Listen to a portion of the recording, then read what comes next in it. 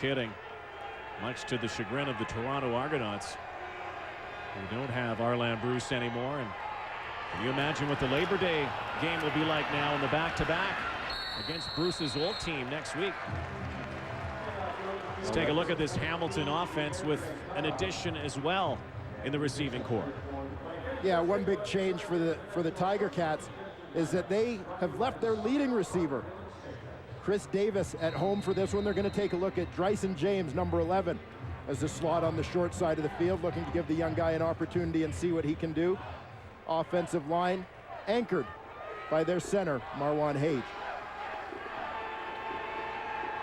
Second down and 7 from the 35. From the pocket, DeAndre Cobb, and that is close to a first down. Cobb, of course, had the big scamper against the Eskimos late in the fourth quarter in that previous game. Here's the defense for Edmonton. And the defensive line largely intact. One big change, though, at the defensive tackle spot. Xavier Jackson takes the place of Eric Taylor. You mentioned that run that DeAndre Cobb had back in week 6. That was without Maurice Lloyd in the lineup for Edmonton. Lloyd continues to be out. Rod Davis gets the start at middle linebacker. Well, Lloyd bothered by a hamstring injury. 4 receivers to the right, and Bryson James. That's not a good start. He says, my bad. Bryson James, the former Boise State star, who actually did play in a game against Montreal and did make a catch. So it's his second game with the Eskimos in uniform. And Bryson James is the second receiver from the inside in that formation. Ball came a little bit quicker than James was prepared for. Ironically, he gets his opportunity because Chris Davis had a little bit of inconsistency, had 1 or 2 drops against Saskatchewan. Not the start James is looking for. Second down, far side, and to James again, and this time Jonte Buell is there to separate ball and receiver. So now Nick Setta will come out, and a couple of attempts to Bryson James. I'm sure we'll see more from him. I know Kevin Glenn spoke glowingly about Bryson James and his speed and his ability to catch the ball. So Setta again with Tristan Jackson back. Tries to hang one up there, and he does. Jackson with some blocking. And brought down by Jamal Johnson. 7-0 Cats. 9:47 to go in the first. The CFL on TSN is brought to you by Rona, proud sponsor of the CFL. Rona, doing it right since 1939. The Edmonton Eskimos down 7-0 to the Hamilton Tiger Cats. Shadows creeping over in the middle of the field. Fred Stamps tries to break outside on that little dump pass in the backfield. There's a flag on the play. Let's go down to Farhan Lalji, who's joining us on the sidelines. Thanks, Rod. An already good Eskimos receiving corps could get a whole lot better in the next couple of weeks with the possible addition of Kelly Campbell. He was cut this morning by the Tampa Bay Bucks of the NFL. Now, general manager Danny Machocha was at the Bucks preseason game on Thursday, a game that saw Campbell catch 2 passes. He had a chance to catch a third late in the game in the end zone, but couldn't come up with it. Now, as for a time frame on a possible return, Campbell is not going to rush, and the Eskimos aren't going to rush him. It could take at least another couple of weeks. You know, he was in tough since going down to training camp. He was injured, missed the first 2 preseason games. If he does come back to Edmonton, it likely won't happen until after the home against Calgary. Guys. Well, Richie Hall, the Eskimos, their receiving corps doing quite fine, thank you. But could you imagine adding a Kelly Campbell? Holding call against Edmonton. Moves the ball back. Now Peterson just over the original line of scrimmage on 1st and 20. You mentioned that Edmonton receiving corps. We've seen Fred Stamps really step up, in many ways filling the void left by Kelly Campbell's departure, becoming the big play guy. We've seen Maurice Mann take his turn as the go-to guy. Obviously, Kamau Peterson really held that role for them last year. So the addition of Kelly Campbell really does bolster a group that already looks pretty good. Second down and 8 now.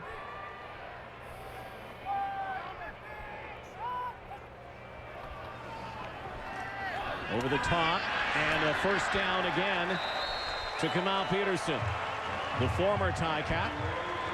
And they'll move the sticks. Hit by a former Eskimo, Chris Thompson. Kamau Peterson lines up as the inside man in this cluster formation. The other two routes pull the two defenders to either side. Kamau Peterson just sits down in the middle for an easy completion. Everybody else was sitting back beyond that first down marker. Far side, look out. Joaquin Bradley on the corner with an interception and another turnover for the Hamilton Tiger Cats. Joaquin Bradley getting his first start of the season at the wide side corner spot. Makes a terrific break on the football. Good anticipation, and that's always a long throw out to the wide side. See, Bradley just comes underneath the receiver, Andrew Nowacki. The lesson there from a receiving point of view, don't sit and wait for it. Always come back to the football. A very quiet Commonwealth Stadium right now, and again, instant field position. Another turnover. The backfield looks like a little razzle-dazzle. Stala looking for Bruce, and he overthrows him. Dave Stala gets to throw the football here on first down. A little gadget play from the Tiger Cats. Well, Dave Stala, the jack of all trades. We've seen him make catches. We've seen him kick the football. Why not a little toss here? Pretty well defended, though. You see the free safety, Elliot Richardson, stayed at home, didn't bite on that fake, and was over the top to help out. I love that stuff. I wish there were more gadgets, more of that in the game. It doesn't seem that we see as much of that these days. Now second down. Already two Eskimo turnovers. Glenn fires and caught by Bruce again. And that's a first down for Hamilton. Arlen Bruce. Not surprising, of course, to see him as the primary target on so many routes for the Hamilton Tiger Cats. You see him as the number 2 receiver, second from the sideline here. Steps down inside, nicely placed throw from Kevin Glenn as he continues to connect with number 4, Arlen Bruce. We used to wear number 5, of course, in Toronto, but Glenn had 5 in Hamilton. Twin backs, and up the pipe goes DeAndre Cobb, and finally brought to the ground. Xavier Jackson managed to wrap up Cobb and make the tackle. Look for a brief second there like that might be a little bit of a repeat of DeAndre Cobb's 40-yard run that set up the winning touchdown against the Eskimos in Week 6. The Edmonton Eskimos come into this game, their secondary, through 7 games, have yet to record an interception. Glenn over the top. Bruce running room to the 10. Arlen Bruce, he scores another touchdown. I'm not sure how a guy who caught 8 passes against the Edmonton Eskimos last time gets that wide open, but Kevin Glenn was sure glad to see him. We have an official down on the field, and this may explain why Arlen Bruce was so wide open. Well, this will explain as Kelly Malvo tries to follow Arlen Bruce from left to right on your screen across the formation. There's Kelly Malvo. You're going to see he runs full steam into the official. That takes Malvo out of the play. The official is still down. Malvo's helmet looked like it might have caught him right in the side of the jaw. But that created a pick situation that left Arlen Bruce that wide open on the crossing route. And that is umpire Dave Hutton. And he is down, blindsided, and then what a start for the Hamilton Tiger Cats.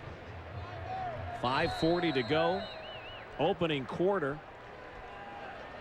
And they have a 14-0 lead. A couple of touchdowns by Arlen Bruce. Deep kick back to the 5-yard line. Retreats Tristan Jackson. Finds a seam. And brought down at the 30-yard line. The Edmonton Eskimos may not need to score on this possession, but they sure need to get a couple of first downs. Not give Hamilton that short field if they end up punting the football, or, well, certainly they hope not for a third turnover.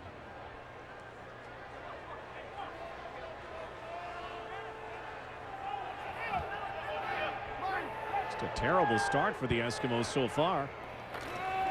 Trying to right the ship. Marquis Whitlock does his best. Bursting up the middle. Feature back now again. No Calvin McCarty today for the Eskimos, nursing a hamstring. And McCarty sometimes doesn't get used that much as some people would like in the Edmonton offense. Does lead the team with 6 touchdowns, however.